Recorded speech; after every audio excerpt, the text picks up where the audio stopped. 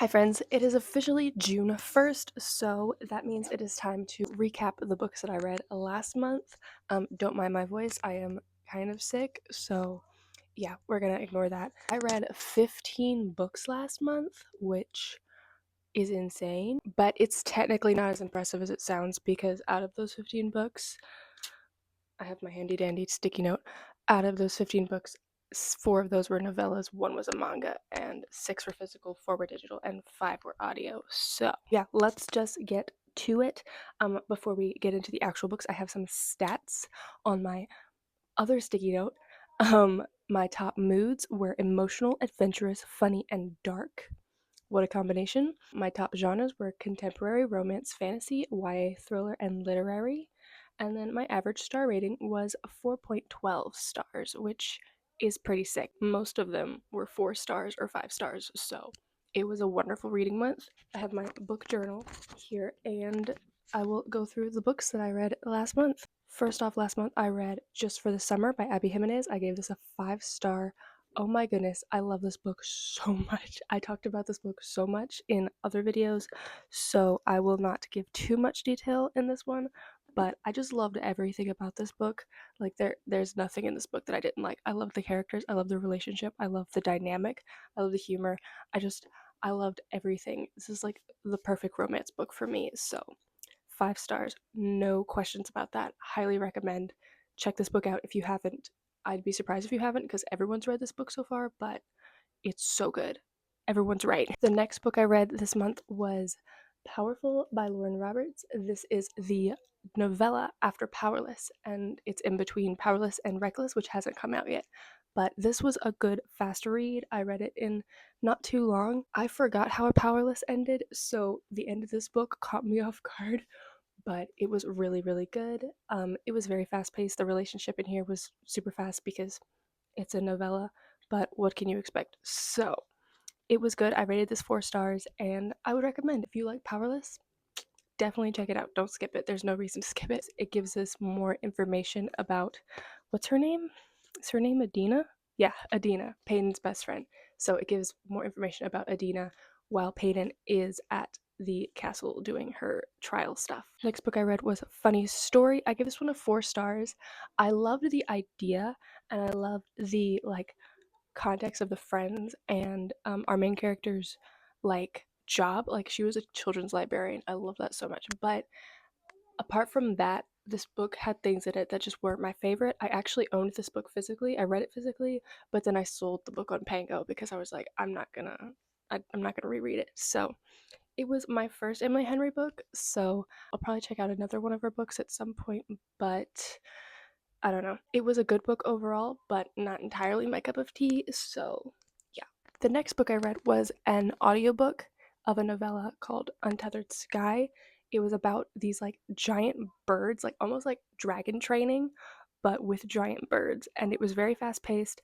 I loved the world. I just wish that we had more of this book. I wish it was like a series or like a full novel, but it was a novella and we were kind of just following our main character through her life. Like it wasn't very much plot heavy. So I wish we had more plot. I wish we had more of the world, and I would have loved that. But what we did get, I really enjoyed it. I actually rated it 3 stars, but I really, really enjoyed the world. I just wish we had more of it, really. I just wanted more of the world and more plot. The next book I read was Nothing to See Here. I read this one digitally, and oh my goodness, I love this book so much. It intrigued me so much. It was about this girl who went to nanny for one of her old friends, and her stepchildren burst into flames if they get too agitated, and just the concept of that was so intriguing. I loved it so much. Yeah, it was really heartwarming and it was just a good time overall. I rated this 5 stars. Definitely check it out if you love magical realism and kids and just relationships between kids and all that kind of stuff. It was wonderful. I loved it so much. The next book I read was The Traveling Cat Chronicles.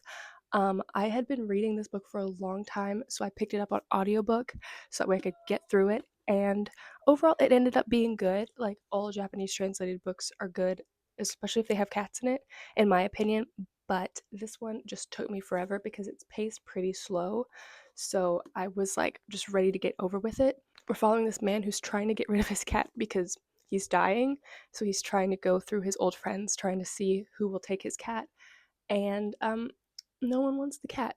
So things aren't working out, so we're just following them. It's really sad, but it was a good book overall. I rated it 3.5 stars because I can recognize that it's a good book, but for me personally, it just took me too long to get through it, and that hindered the rating. The next book I read was A Flicker in the Dark. This was a fun thriller that I listened to on audio. I rated this 4 stars. It's about this girl whose father was a serial killer and like got put in prison for killing a bunch of teenage girls, and then all of a sudden more 20 years later, more teenage girls start going missing, and like things get suspicious, and it was interesting, but like the thriller aspect was fun. But the most intriguing thing to me personally is that this book is set in South Louisiana, like an hour from where I live.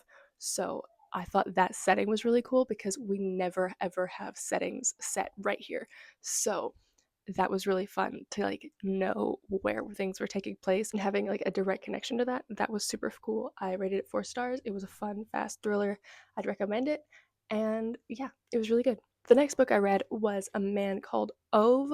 I love this book so much. I love Frederick Bachman. This is the second Frederick Bachman I've read. I've only read Anxious People from him before. But in this book, we're following Ove, who is a grumpy old man.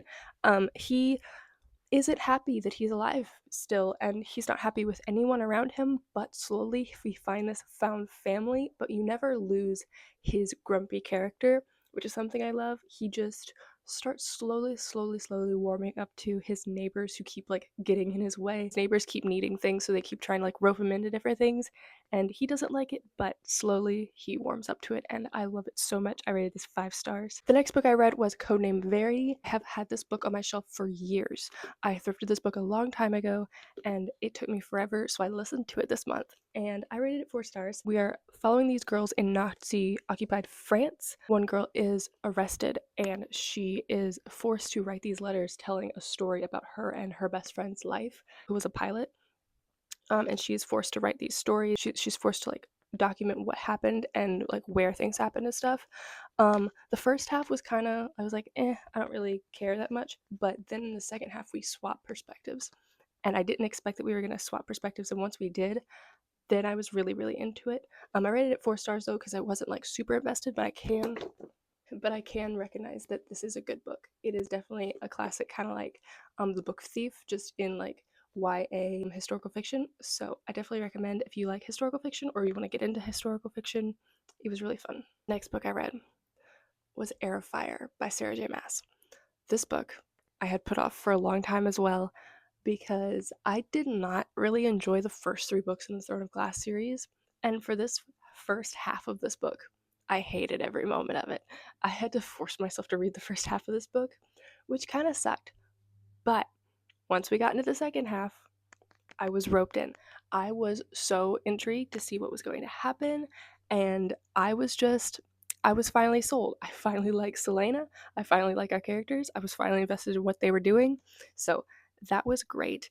That was fun. I can't really say much about what this book's about because it is the 4th book in the Throne of Glass series, but everyone knows this series at this point. So I rated this 4 stars. It would have been higher if the entire book was like the second half, but since I only enjoyed the second half, it was a 4 stars. But it was really good once I actually started enjoying it. And then I read The Worst Wingman Ever by Abby Jimenez. This was my second Abby Jimenez after reading Just for the Summer. This is a quick novella. I read this in like under an hour in an airplane. It was really fun. We're following this guy and this girl. He puts a note that he was supposed to put on his brother's girlfriend's car on our main girl's car, and then they start like leaving notes back and forth for each other, and it's really sweet. It's really fast. It's really fun. I read it in less than an hour. I rated it 4 stars, but it's a novella. It doesn't really count for ratings. And then I read the 11th installment in the Spy Family manga series. The series is always fun. I rated it 4 stars. I love our characters. I love watching them go through weird shenanigans and stuff. I really want to see how the series ends up ending, but highly recommend the Spy Family series if you want just a fun, lighthearted manga. It's a lot of fun. And then I read the next book in the Throne of Glass series because as soon as Heir of Fire ended, I immediately bought the digital copy of Queen of Shadows because I needed to know what was going to happen because I was finally invested. What a concept. I finally wanted to know what was going to happen. So I downloaded it and I read it while I was in Oklahoma with my friend, and I went through it pretty quickly, and it was a lot of fun. I rated it 4 stars, just like Heir of Fire. Um, I don't know how I can reconcile the fact that they both get 4 stars. In my head, it makes sense, but I did really, really enjoy Queen of Shadows. But like, there's something about the series that like feels a little off in my brain. But overall, it was really good. Like, it's probably closer to like a 4.25 or a 4.5, but they both have 4 stars in my head. But it was really good. So definitely will be continuing the series. Next is the tandem read. I am so scared for that because they're so large and you have to read 2 books at once.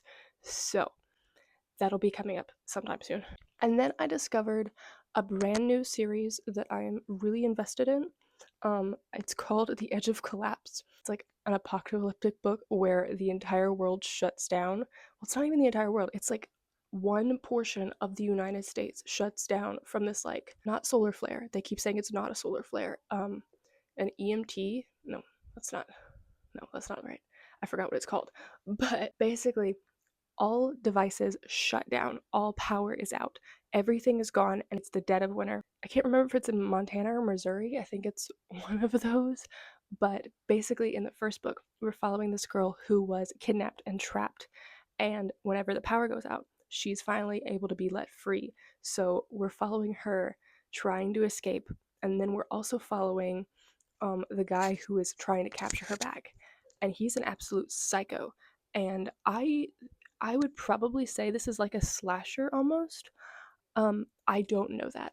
I don't know slashers. I don't know what the difference is, but if I had to just assume, he's trying to kill her. Everyone's dying, everyone's being killed. There's a lot of blood. I rather thrillers over whatever this is. It gives me No Exit vibes if you've read No Exit. But it was fun. It was fun. I gave it a 4 stars because I was just really intrigued to see what was happening. At the end of that audiobook, it had the prequel, which was following our main guy and what he was doing whenever and what he was doing right before the edge of collapse. So that was called Chaos Rising, and that was really fun as well. We got to see his backstory and like what he was going through right before the edge of collapse. So that was really fun. I literally restarted my Kindle Unlimited subscription so that way I could continue the series because the edge of collapse literally ended not even on a cliffhanger. It just ended. Like no resolution at all. So I had to see what was happening.